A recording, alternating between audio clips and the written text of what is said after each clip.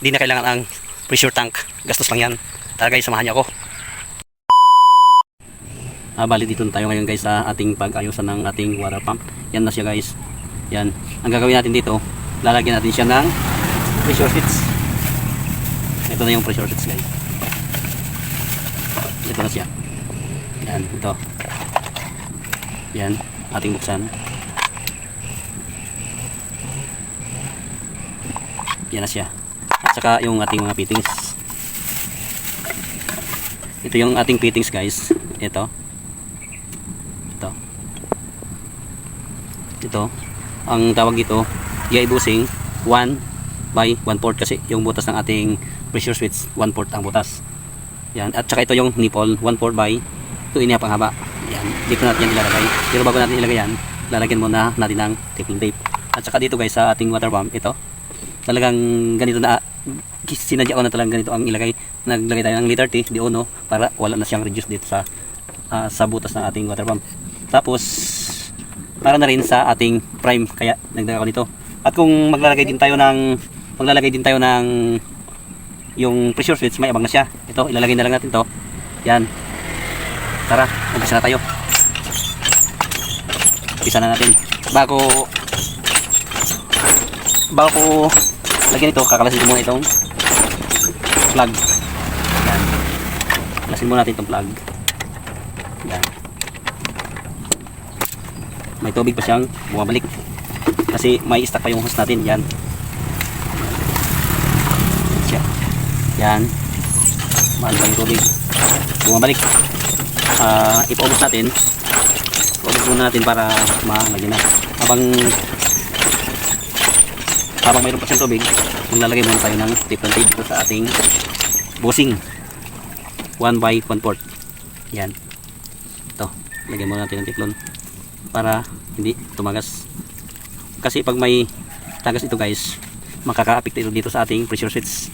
Ang labas niyan, on off ang ating pressure switch. Saka itong nipple, lagyan din natin. Kabila na ating paglagay dito sa nipple.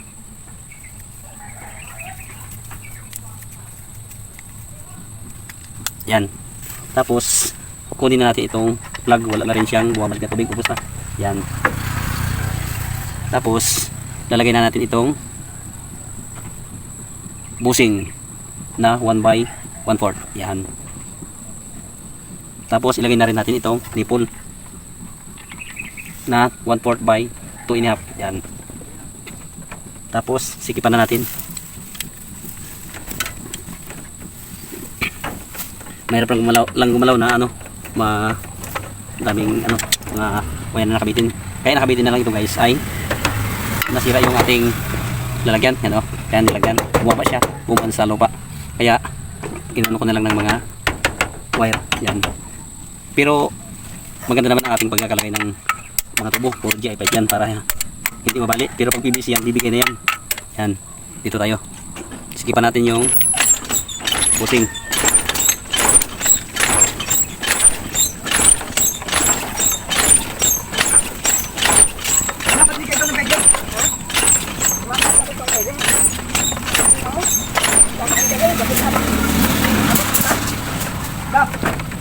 Yan. May nagigib pa guys. May kasi dito, may gitmatic din. May dalawang tubo naman dyan sa ilalim para sa motor, yung isang tubo. Dito sa nilagay namin dyan. At saka ito section itong aming motor. Di-ono. Yan. Dati yan tatlong water pump. Kahit magsabay siya guys, okay din, ayos din. Nakakatak din ng tubig. Kasi mababaw lang ganito ang mababaw lang. Wala pang isang mga lang siguro, mga 14 feet lang lalim nito. Tapos ilalagay na natin itong ating pressure switch. Ito ganito. Dito tayo maglalagay ng line sa dito. Tabi. Kahit magbaliktaran yan, positive, negative, positive pwede yan. At saka ito ating load side. Ito sa gitna, yung dalawa. Papasok na yan sa puntang motor. Kabit na natin para para pagsikip dito, madadala na yan pagsikip nitong ating pressure switch. Sagit dito, nasagi pa dito sa tali. Yan. Okay na.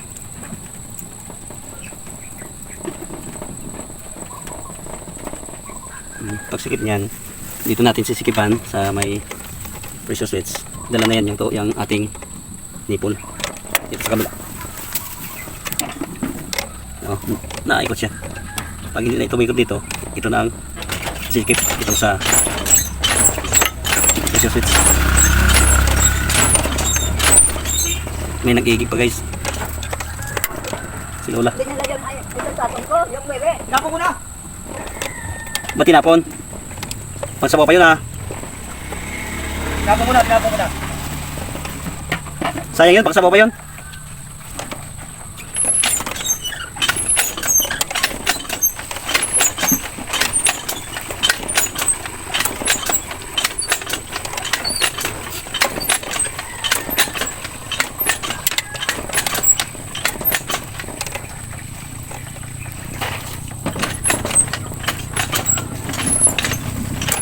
Unang kubuhat yan. Unang kubuhat, urong mo. Doon ka na.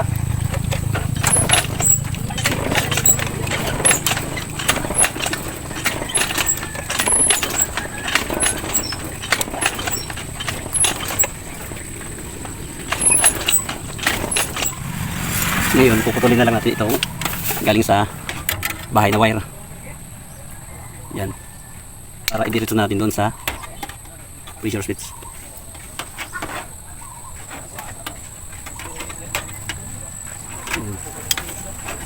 Ayan, idiretso natin, sinot natin doon sa butas. Tapos, idiretso natin dito. Naka-live ba? Hindi naman yan live. Video lang. Yan. Luwagan natin yung tornilyo. Yan. Maya pag nakabit, pakita ko kung paano ang pagkalagay. Nasikipan na dito sa taas, sayad sa tubo ng ating lever. Balatan natin itong dulo ng wire.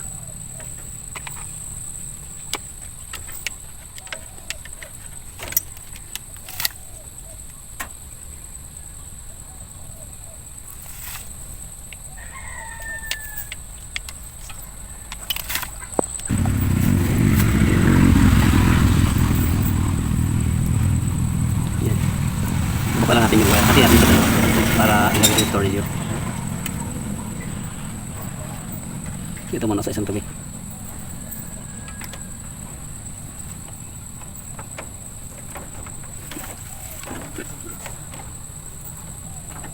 Sikit na gumalaw ah. Gusto natin ma-exit. Yan.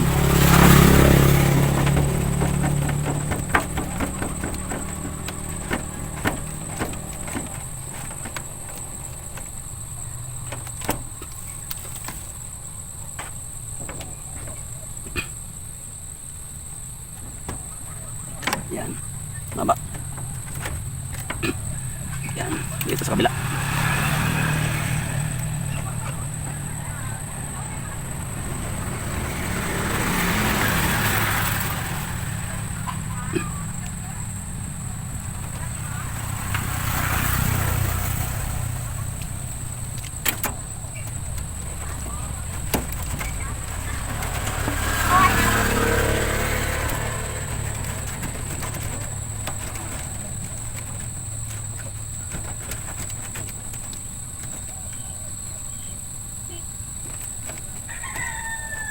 Yan. Putulin natin yung sobra. Bawal ang talim ha. Baka pa. Hindi naman pwede natin ikabit yung wire ng hindi pa nakakabit itong ating pressure switch dito sa motor. Yan. Okay na siya. Dito naman sa gitna. Ito, luwagan natin yung tornilyo.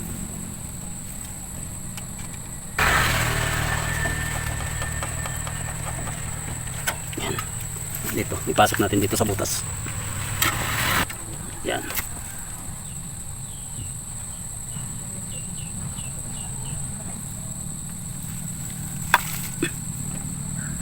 Tinanggal ko na lang yung tornilyo para magandang putulin dito. Yan, tapos ikabit. Yan. Tapos dito, putulin natin dito. Yan.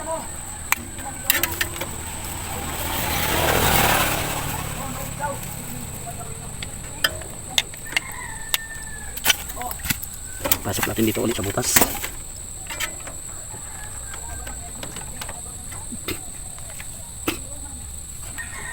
Yan. Bawasan ng wire space natin ulit.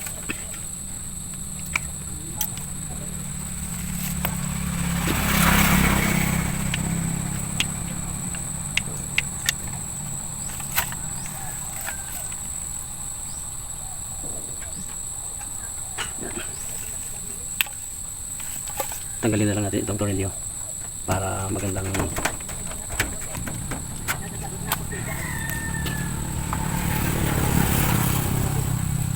para masugatan na. Tusok na wire. Sakit.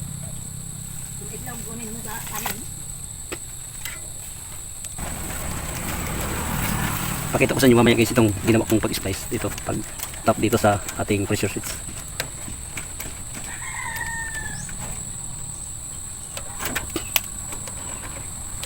Ito na yung wire na papunta sa ating motor. Bali hindi na natin ididiretso dito. Dito na lang natin ilalagay, space lang natin dito. Putulin na lang natin to. Yan. Line. Yan. Itong dilaw na may kulay green guys ay wala na rin yan. Ground earth niya.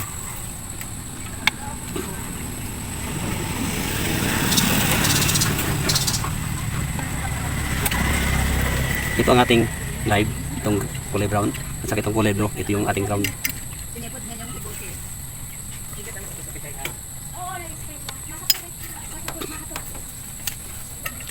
Bali, loop lang natin.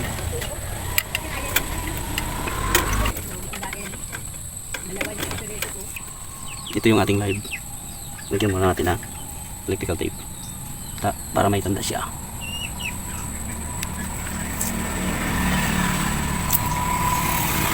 Tapos ating balatan.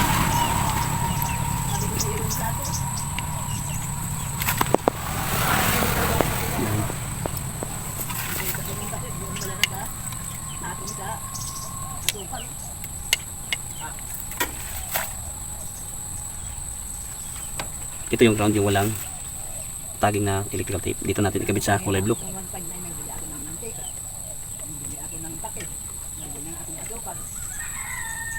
Ako sinasabi mo sa kanya yun. Yung sabi sabihin. Yan may nalalaman ng bisitaya sa Ilaskan. Mo siguro kwento sa kanya. Napagay yung kakukuman ay sal. Tapos tipan muna natin. Sinabi namin na ako yung nagkaroon ako ng redo, 1.5. Napakay nga ako, pinalap, pinaabono. Ito yung live. Dito natin ikabit sa kulay brown na wire dito sa water pump. Pinabo ko sa kauna ng pinadali na ito, yung babakay dito. Nagtahapon niya ka bakay kay dali. Kumanalihan ko rin bukay ko na rin din. Ilang kong nakapunta na ilang kong makatong binili. Bitsin siguro.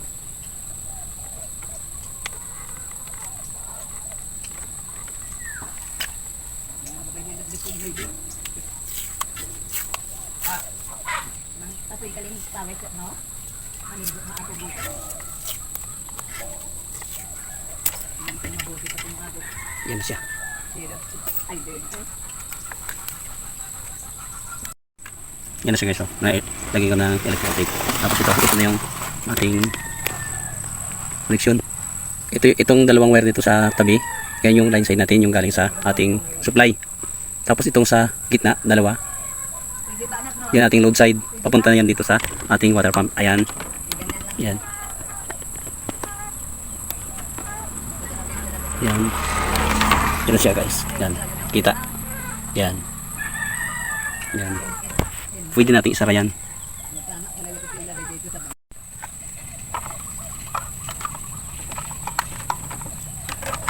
Yan. Okay na.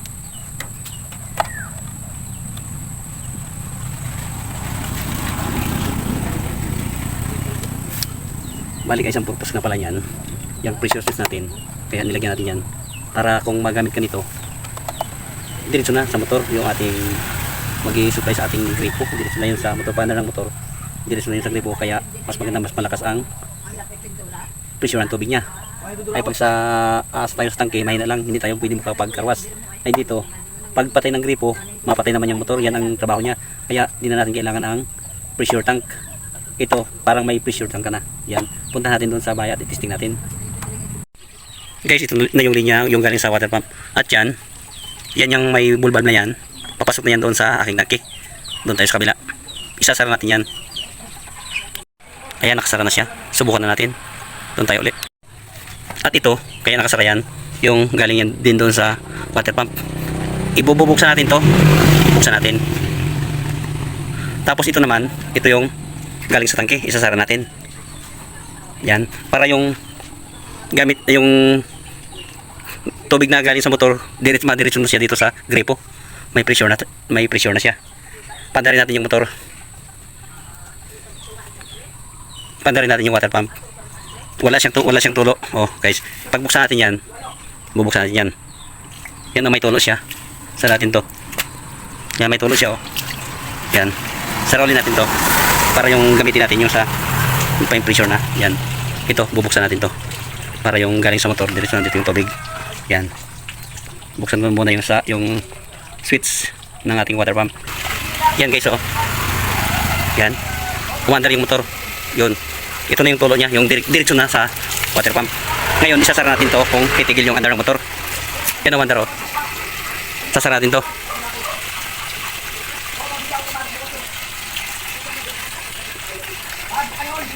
Yun, may leak ang tubo, kaya ganyan ang andar. Puntahan natin. Yan ang problema, guys, pag may leak ang tubo, ganyan ang andar. Pero okay na rin yan. Hanapin na lang natin yung leak. Buksan natin. Yun, tuloy na naman ang andar. Yun, oh. Lakas.